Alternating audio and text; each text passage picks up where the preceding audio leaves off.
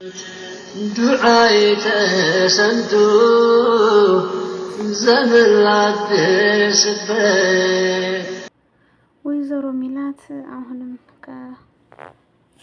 ከተመታችበት አልተንቀሳቀሰችም ማለት ነው። ያው የእሷን ክፉ ደግሞ አቶ አሲር እንግዲህ ገልጿታል። ክፉ ሴት እንደሆነች ሁሉም የዘራውን እንደሚያጭድ የሚያሳይ ነገር ነው የዛሬው ደግሞ ማለት ነው። እርግብ እስካሁን ድረስ አልተገኘችም። በጠርጣሪ ወንጀል መያዟ የማይቀሬ ነው ማለት ነው።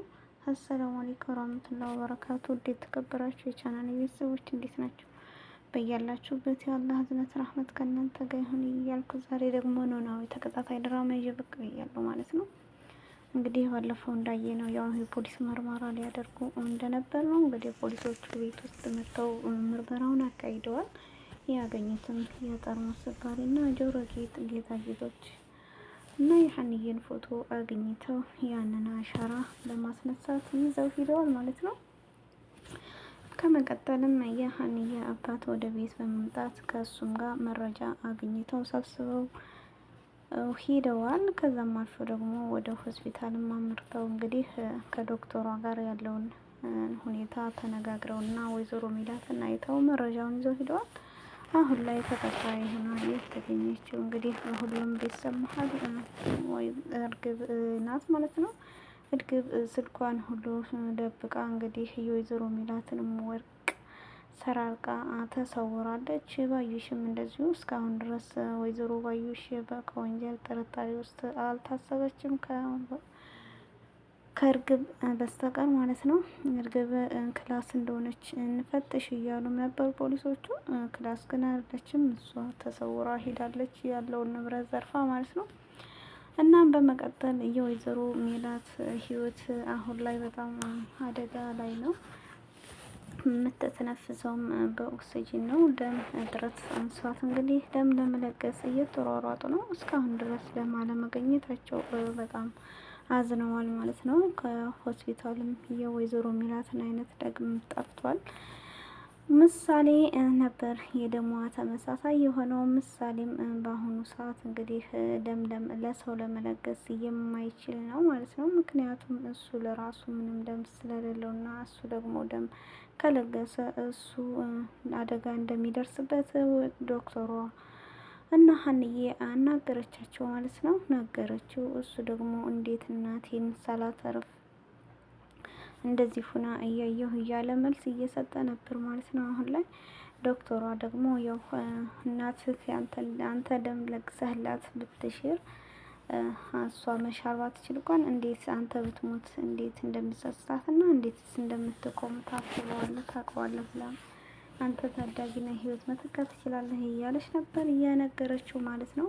ምሳሌም አሁን ላይ በጣም ተናዶና ተበሳጭቷል። ምክንያቱም ለእናቱ ለመለገስ እንደሚችል ነበር እያሰበው። አሁን ላይ ግን እሱ ራሱ ደሙን ከለገሰ እንደሚሞት ተነግሮታል ማለት ነው። ከዛም በመቀጠል እንግዲህ የቤተሰብ ምርመራ አጠቃላይ ምርመራ ተደርጎ ያሲር ተመሳሳይ ደም እንዳለው ታምኗል ማለት ነው። ከዛም አልፎ እንግዲህ ያሲር አሁን ላይ የወይዘሮ ሜላትን ጉድ አውጥቶ ዘርግፎታል ማለት ነው። ክፉና መናጢ ሴት እንደሆነች ነበር የተናገረው።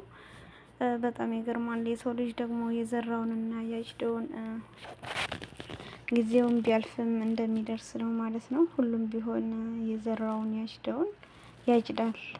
አሁን ላይ ወይዘሮ ሜላት ብር ንብረት ቢኖራትም ግን ምንም ከንብረቷም ከሁሉም የሷን ህይወት የሚገዛ ግን አላገኘችም። ምክንያቱም አሁን ያለችው ህይወቷን በብር መግዛት አልቻለችም። ደም ነው።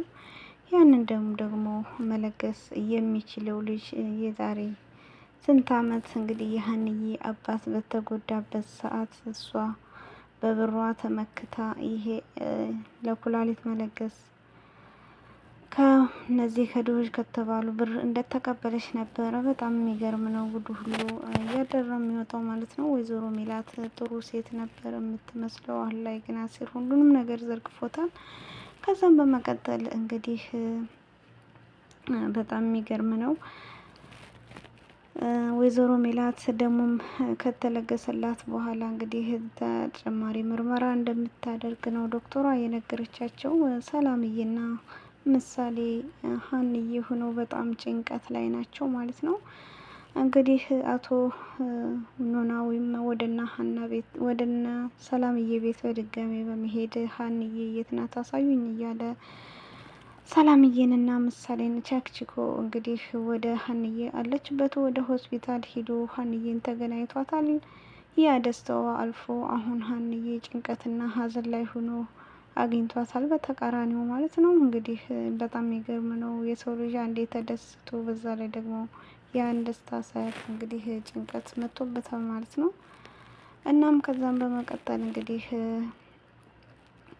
አቶ ኖላዊና ሀንዬ በጣም ጠንካራ እንደሆንሽና አላህ ከጎንሽ እንዳለ ነበር የነገራት ማለት ነው። እሷም ደግሞ በአባቷ ተመክታ እሺ አባዬ ብላ ነበር ያሰበችው ማለት ነው። እንግዲህ ያሲርም እንደዚሁ አይዞሽ ከጎንሽ ነኝ እያለ ሲያበስራት ነበር ማለት ነው። ሁላቸውም ቢሆኑ ያው ሀንዬንና ሰላምን ለማጠናከር ነበር ያሰቡት ማለት ነው። ከዛም በመቀጠል እንግዲህ የቤተሰብ ምርመራ ሲደረግ የምሳሌ ደም ያው አነስተኛ ነበር የሚሆነው። ሰላም ተብዬዋም እንግዲህ ባለፈው ታማ ሀንዬ ነበረች ለግሳ ህይወቷን ያሻረቻት ማለት ነው። አሁን ላይ እኔ ልስጥ ወይ ብሎ የሀንዬ አባት ለሀና እናት ደም ሊሰጥ ሲል እንግዲህ ሀንዬ አይሆንም ብላ ከልክለዋለች ማለት ነው። አሲር ይስጥ ብሎ አቶ ኖላዊ ሲል እኔ ደም አልሰጥም ነበር እያለው ማለት ነው አሲርም።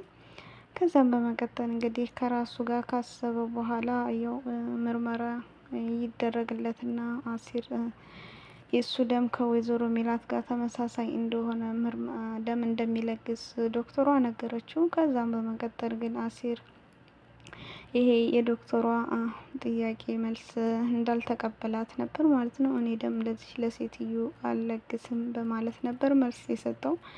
ከዛም በመጨረሻ እንግዲህ የቤቱ ህዝብ ቤተሰብ ሁሉ በጣም ገርሞታል። አሲር እንዴት ደም ለእናቴ እንዴት መለገስ አትችልም እያለች ሀንዬም በጣም ተበሳጭታ ነበር። ከዛም በመቀጠል እንግዲህ ያሲር የሀንዬ አባት ሲታመሙ እንደነበረ እንግዲህ ያንን ሰዓት ያስታወሰ ማን ነው በሚል እንግዲህ የወይዘሮ ሜላትን ጉድ አውጥቶ ዘረገፈው ማለት ነው። በጣም የሚገርም ነው።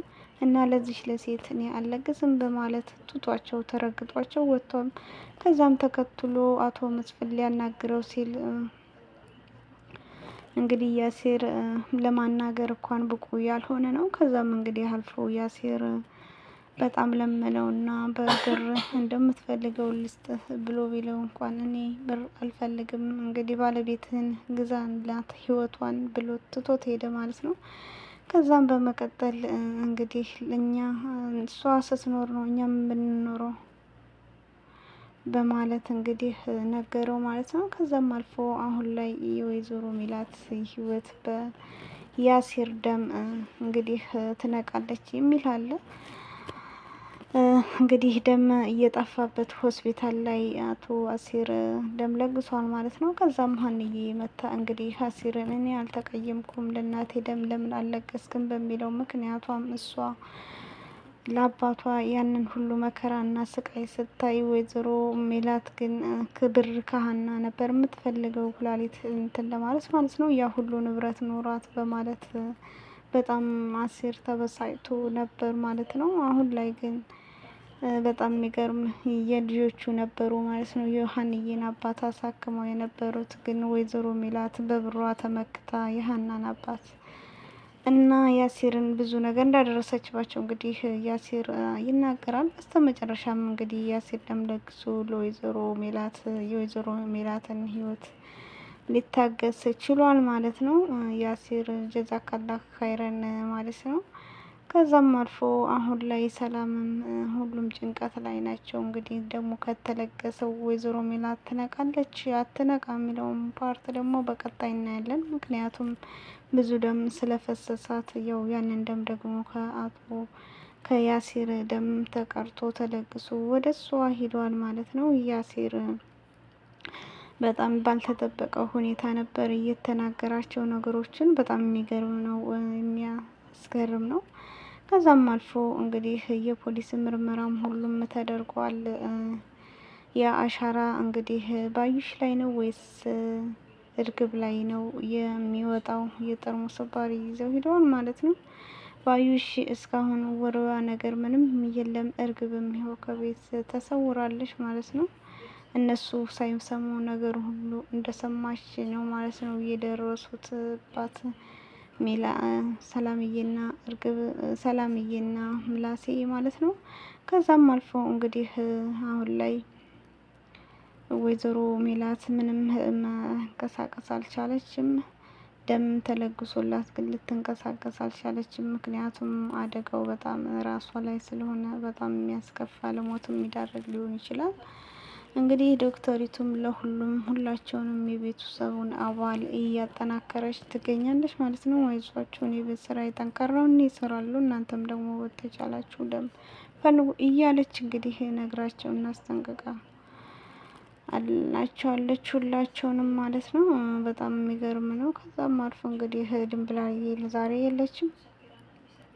የፖሊሶቹ ምርመራ ያው ሁሉንም ከሁሉም መረጃ አግኝተው ወደ ቤታቸው ተመልሷል ማለት ነው። አቶ ኖላዊ እንግዲህ ለወይዘሮ ሜላት እርግብ ደም ስለተገዛ ከሰም መብሮክ ብለናል። ቀጣይ ፐርሰን ይመጣል። ዱዓይ ተሰምቶ